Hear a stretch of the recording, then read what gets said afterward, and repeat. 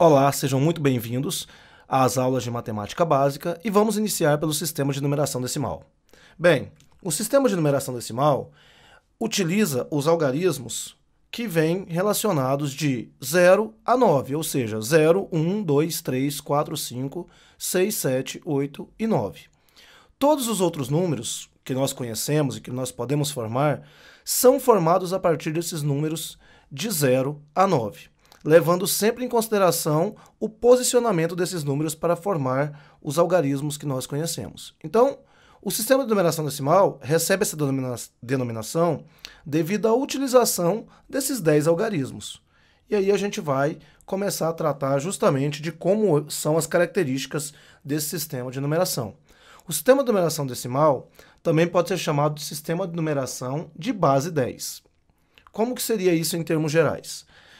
Vamos colocar aqui que, para que nós façamos qualquer tipo de numeração, nós precisamos pensar que o sistema de numeração decimal ele tem o embasamento de sempre colocar os algarismos com uma posição para poder representar o número que nós queremos. Então, quais são os símbolos, os algarismos que nós vamos utilizar?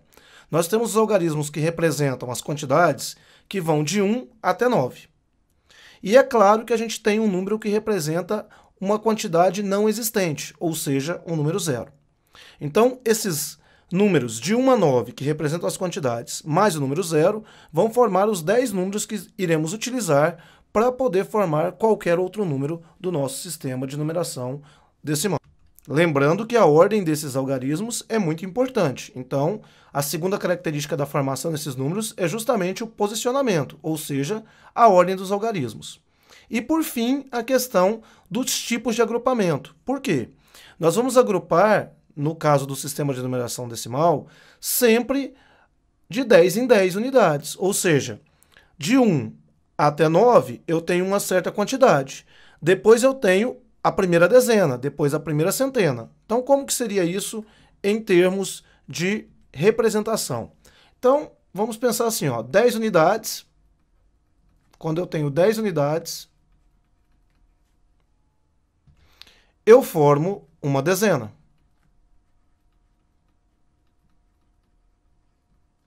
Se eu tenho 10 dezenas, eu vou formar uma centena. Se eu tenho 10 centenas,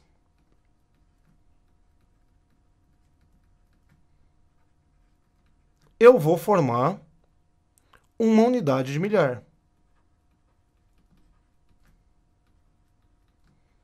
E assim sucessivamente. Ou seja, o que eu quero dizer é que quando eu falo em agrupamentos de 10 em 10, eu estou dizendo que a cada 10 unidades que eu somo, eu formo uma outra unidade que seria de uma ordem maior. É isso que a gente está querendo dizer. Então, vamos pensar o seguinte, o número 537. Esse número 537 ele vai ter 7 unidades. Ele vai ter 3 dezenas, ou seja, ele vai ter 30 unidades no posicionamento dele ali, e é essa uma característica do nosso sistema de numeração decimal, que isso aqui é o mesmo que 3 dezenas, e eu vou ter 500 unidades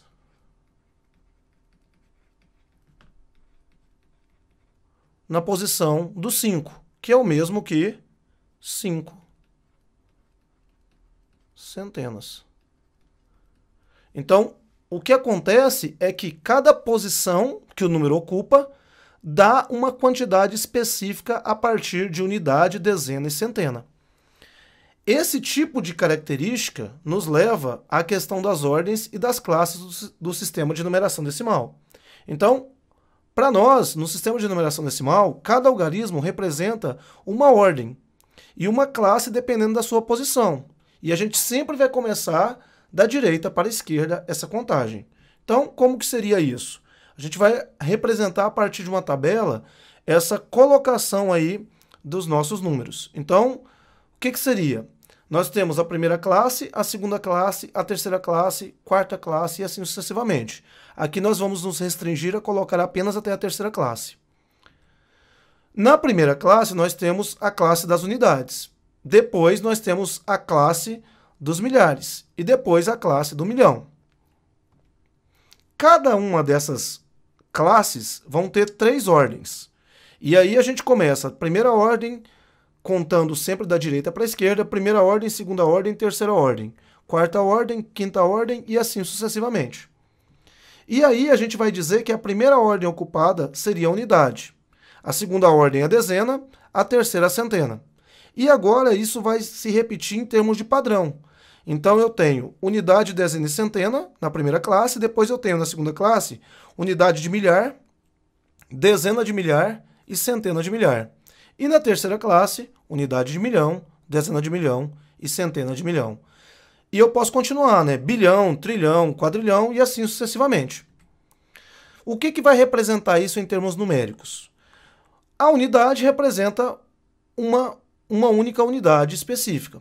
A dezena vai representar 10 unidades, a centena 100, a unidade de milhar 1000, depois a dezena de milhar 10.000 e a centena de milhar 100.000. Depois, a unidade de milhão vai representar 1 milhão, depois a dezena de milhão 100 milhões e a centena de milhão 100 milhões. Podemos colocar isso, inclusive, em potência de 10. Seria 10 elevado a 0 para a unidade, 10 elevado a 1 para a dezena, 10 elevado ao quadrado para a centena e assim sucessivamente.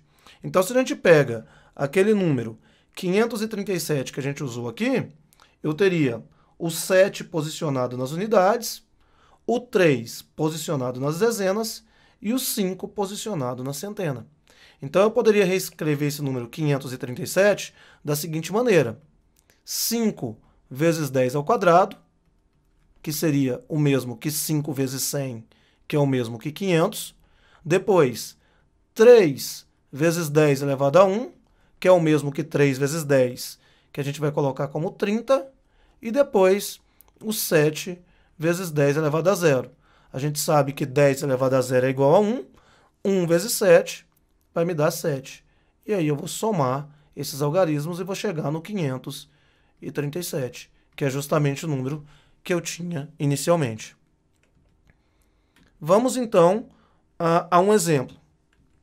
O que acontece aí? Nós temos aí o número que é o número 32.579.801. Como é que eu posso representar esse número em termos do posicionamento deles? Então, vamos começar a falar a respeito disso.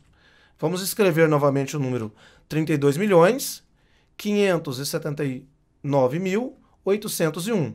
Bom, aqui eu tenho a ordem das unidades. Então, aqui eu tenho 1 vezes 10 elevado a 0. Aqui eu tenho 0 vezes 10 elevado a 1. Aqui eu tenho 8 vezes 10 elevado ao quadrado. Aqui eu tenho 9 vezes 10 elevado ao cubo. 7 vezes 10 elevado à quarta. Aqui, 5 vezes 10 elevado à quinta. Aqui, 2 vezes 10 elevado à sexta. E aqui, 3 vezes 10 elevado à sétima. Podemos colocar aqui também em função dos números, né? Então, aqui seria 1 vezes 10 elevado a 0. A gente sabe que 10 elevado a 0 é 1, então 1 vezes 1, aqui eu tenho uma unidade. Aqui o 0 vezes qualquer valor vai dar 0, então eu tenho 0 dezenas. E aqui eu vou ter 8 centenas, que é o mesmo que 8 vezes 10 ao quadrado, que é 8 vezes 100, que seria 800 unidades. Aqui eu vou ter 9.000.